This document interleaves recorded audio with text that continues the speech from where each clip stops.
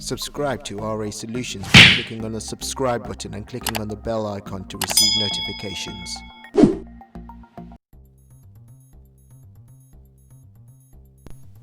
Hello there, welcome to another video by RA Solutions. In this one, what I'm going to be doing is going through R081 pre-production skills on the Creative iMedia course and focusing on the LO2 Learning Outcome 2, and that's the basis of today's video.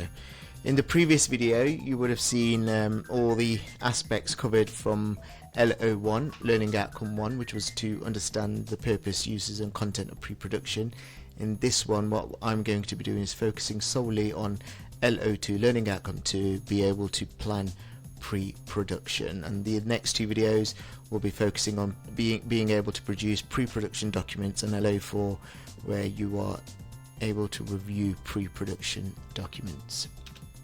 So in terms of this learning outcome, being able to plan pre-production, learners must be taught how to interpret client requirements for pre-production. So for example, going through the purpose, theme, style, genre and content based on a specific brief. For example, by client discussion, reviewing a written brief, which is really important, script or specification. You should be able to identify timescales for production based on target audience and end user requirements. Also be able to analyze some research for a creative digital media product. For example, knowing the difference between market researches, for example primary sources and secondary sources, knowing what the difference between both of those are, and also being able to produce a work plan and production schedule that include tasks, activities, workflow, timescales, resources, milestones and contingencies. So that part is really being able to show your organizational skills in terms of using work plans in this project. Also, learners must be taught the importance of identifying the target audience and how they can be categorized. So in terms of target audience, they can be categorized by gender, age, ethnicity, income, location and accessibility. So in the examination you can get a question based on the categories of target audience. Make sure your learners know about these different types of categories. They need to know the differences between the hardware and software techniques used for digitizing paper-based documents, creating electronic based pre-production documents as well. They also need to be taught the health and safety considerations when creating digital media products. For example, the use of risk assessments, and obviously during the COVID-19 I'm sure every school and education establishment is using risk assessments day in and day out at the moment. Location recce's and safer working practices, which is really important. Again, obviously learners need to be taught legislation regarding any assets that need to be sourced, for example copyright, trademarks, intellectual property, how legislation applies to creative media production, for example data protection, privacy, defamation, certification and classification, use of copyrighted material and intellectual property. So these two slides were basically taken directly from the specification for R081. So moving on then, in terms of interpreting client requirements based on a specific brief, that's a section on LO2. So they might get a question obviously asking what the client requirements are. So obviously in terms of a client brief and client requirements, the person or company you're working for is actually the client. You need to understand what they want, the success criteria, any expectations, looking at the scenario, again focusing on the assignment task, what needs to be done, what needs to be produced, focusing on time management, how long you got to do whatever task you need to do, deadlines, when do the deadlines need to be completed by, any costs and resources involved, a budget you have to work and obviously you have to stick to. So you need to interpret client requirements based on a specific brief.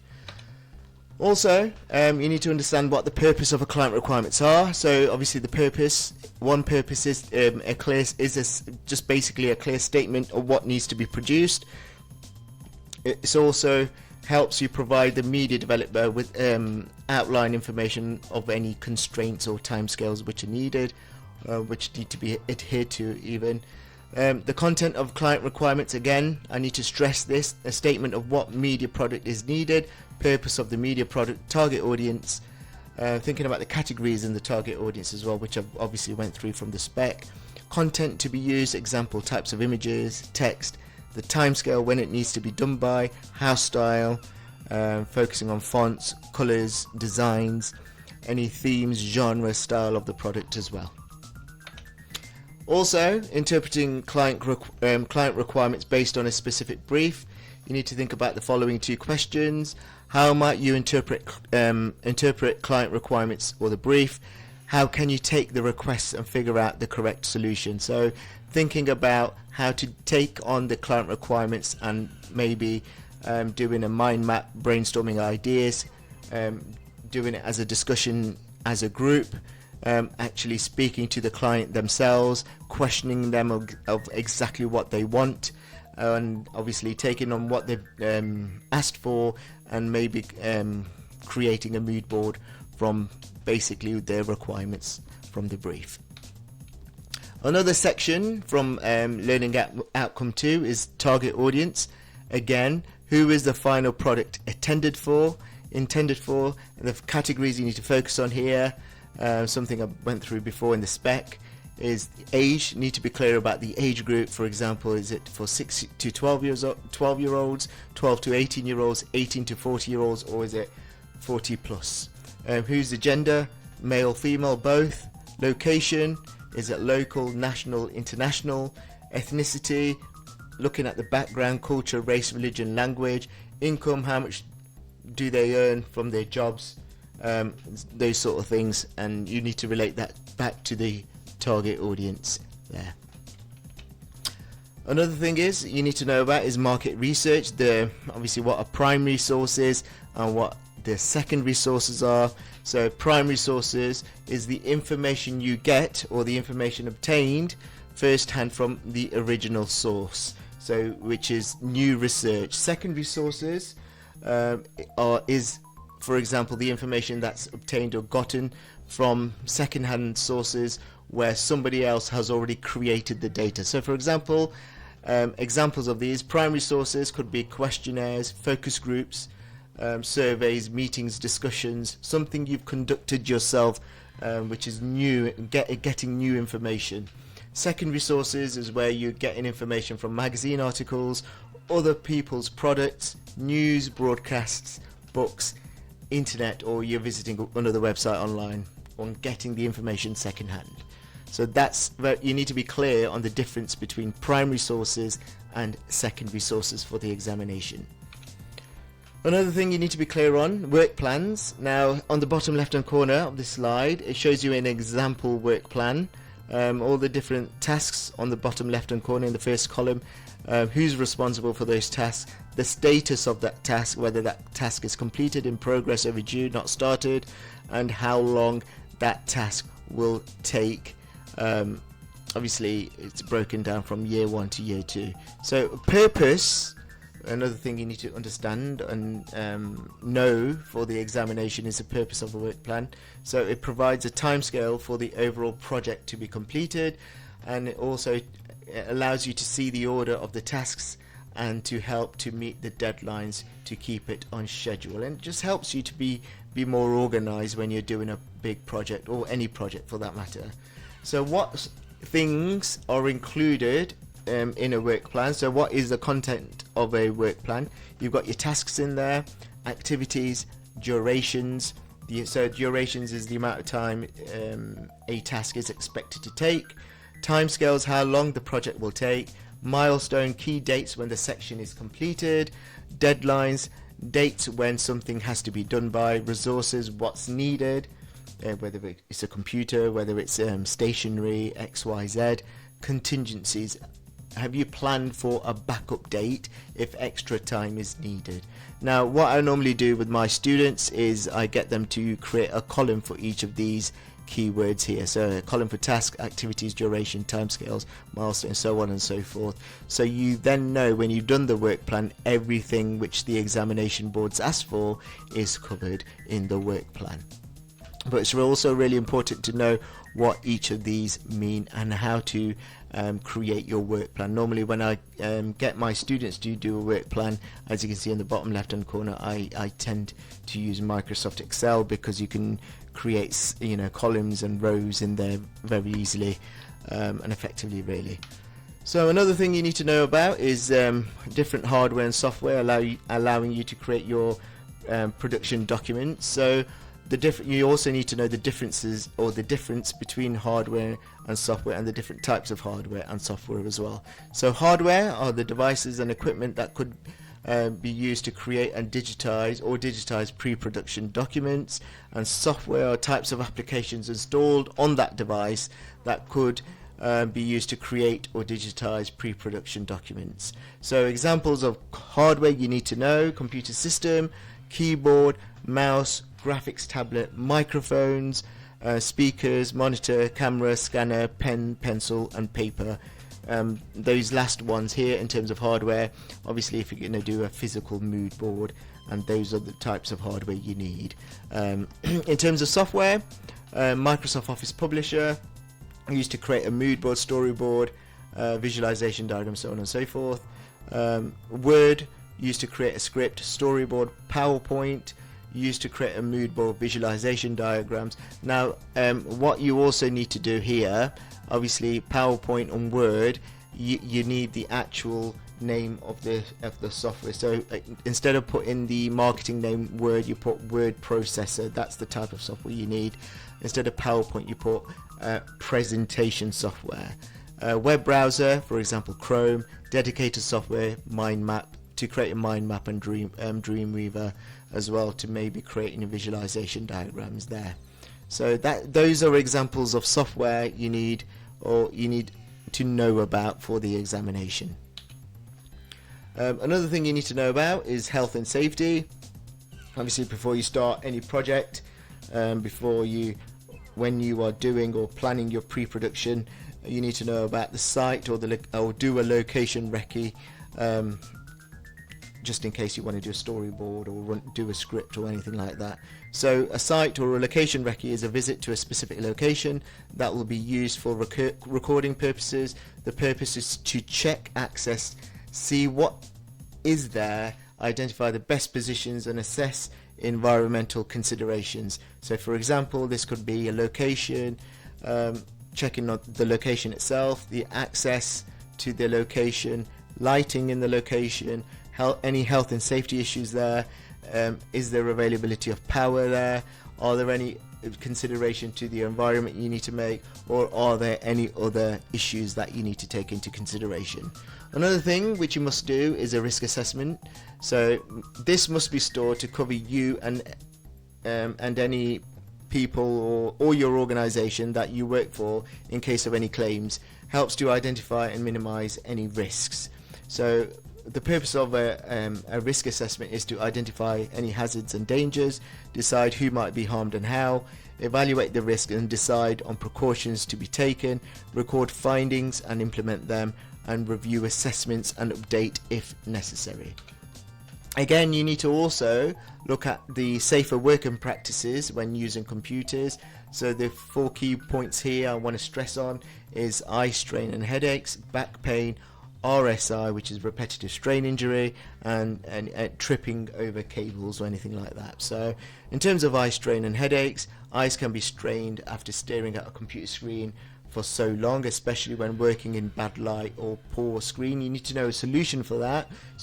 Potential solutions could be: have the monitor height at the same height as our eyes, don't sit too close to the screen, take regular breaks, 5 minutes per hour, for example. So you need to know solutions, what the issue is, and you need to also understand and write down solutions for the examination. So this could be For back pain, this can be due to poor posture or sitting in an awkward position.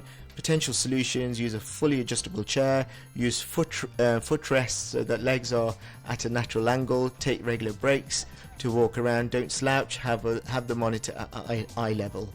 In terms of repetitive strain injury, this is damage to the fingers or wrists to repeated movements over a long period of time. Again, potential solutions to this: use wrist rests, regular breaks, ensure workstations are of the correct height.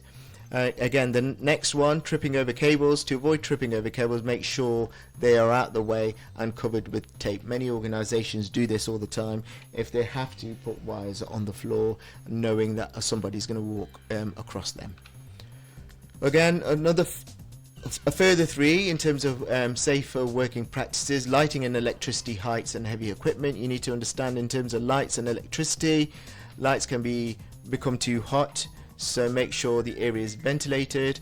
Lights can be heavy and could fall and hurt someone, so make sure that they are secured and in place securely. Wires can be trip hazards, so make sure cables and wires are not loose, and if they are there, they're out the way and covered with tape, as I've mentioned before. In terms of height, when working at a height, for example filming filming up high, the risks is that you could fall. To be safe, you should wear safety gear, example hard hat, and have safety barriers up and maybe a safety harness, whatever you feel is necessary at the time. In terms of heavy equipment, to avoid any injury or back pain, you should use the correct lifting technique and lift things with more than one person where needed. In terms of legislation and law, you need to, for the exam, know about intellectual property, copyright, trademarks and logos, copyright, open licenses, certification and classification. You also need to know about the Data Protection Act, privacy and defamation. So in terms of intellectual property, it's a series of laws, example copyright and trademarks, that mean that you own the work that you produce. In terms of the copyright, trademarks, logos, if it's published, it has copyright protection. Published includes books, magazines, music, movies, all content on the internet. To use a published resource, you must contact the owner, ask permission to use it. Often you will need to pay a fee. Now this particular bit, I've seen on papers, you might get a question on copyright, trademarks and logos. I've seen a number of questions based on this section here. In terms of copyright open licenses, some people are happy for their products to be used by others but still want to have some protection. So Creative Commons may be a question, which is a license agreement the creator chooses that lets you use the person's resources. However, you will still need to cite the source, cite where you got that information from. In terms of certification and classification, different countries have laws on what is allowed to be seen and shown. Certification is the process of informing the audience broadly on the suitability of content. For example, games and films, PEGI, which is a certification or classification. This includes fear, violence, online language, and BBFCs, drugs, sex, horror and bad language. In terms of data protection, you might get a question on this. Again, data protection is a series of UK laws designed to protect individuals and their personal data. Organisations cannot collect and keep your personal information without following this law. Everyone has rights to view the correct data. Data must be accurate for a specific purpose and secure. The company could be fined or off if they fail to protect your data. Now the data protection has been changed to GDPR now, so you might get a question on GDPR in the examination. The next section is privacy. People have the right and their privacy should not be invaded. And defamation, this is basically can't say nasty things about someone or an organization without proof. Libel is something which is written. Slander is something which is spoken or verbal. Now you might get a question or a couple of questions in your examination about legislation, law, and these other things which I've just mentioned, which cover legislation and law in Learning Outcome 2. I've been through a lot today in terms of Learning Outcome 2. There is a lot of content involved in Learning Outcome 2. If I scroll back in terms of the spec, Obviously, again, I must stress for learning outcome 2, being able to plan pre-production. Learners must be taught all these aspects here. This is taken directly from the specification, and again, learners must be taught these things here, and I've gone through very quickly each of the things from the spec. I hope this video has helped you. Please like, subscribe and share.